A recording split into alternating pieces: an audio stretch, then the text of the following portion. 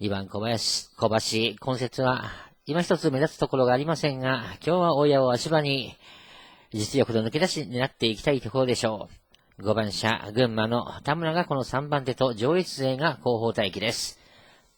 各ライン3名ずつ、まずは主導権争い、いずらが腹をくくって逃げていくんでしょうか。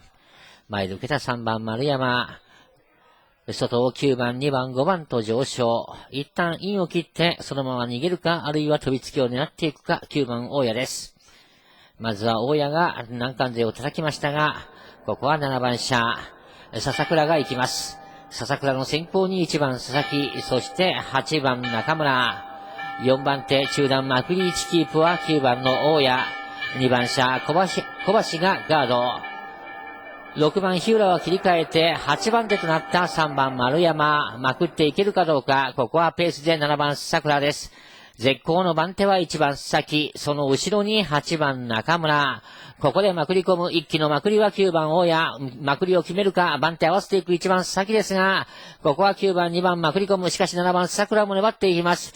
9番2番ともつれていく、5番6番3番4番お手の競争、2番小橋が抜け出した。2着は5番車田村です。